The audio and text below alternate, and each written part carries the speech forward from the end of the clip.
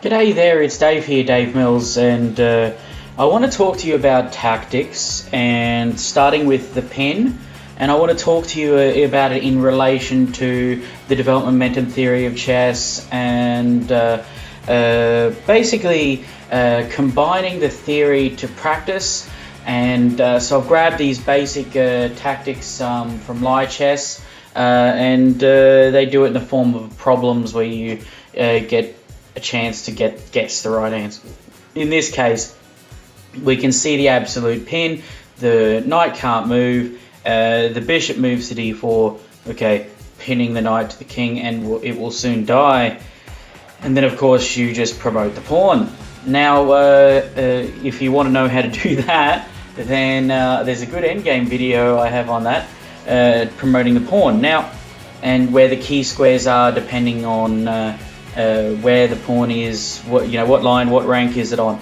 So we see here the bishop only has the momentum. Its momentum is limited to c5, b6, and a7 because it's only hitting 3 squares.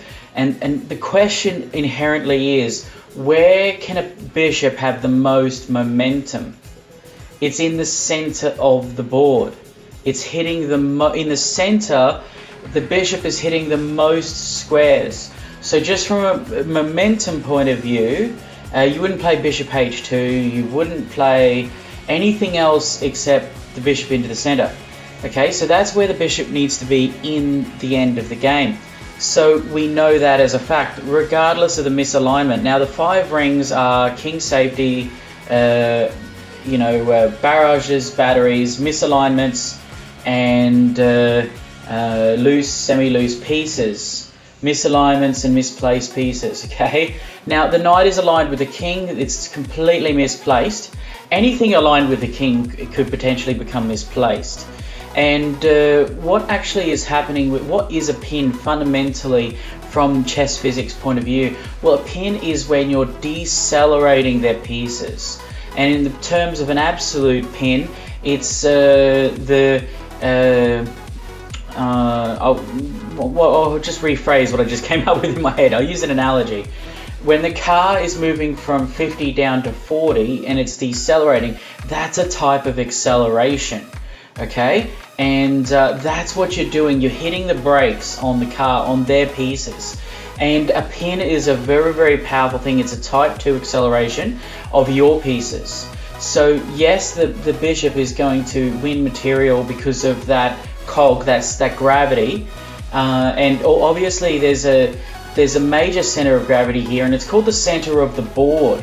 Okay, it's a non-contact force. And obviously then the minor cog is the misaligned knight, and the fact it's loose as well, and so it's a loose piece, it's a misaligned piece, and the bishop's able to move in one tempo and actually apply type, obviously type 1 and type 2.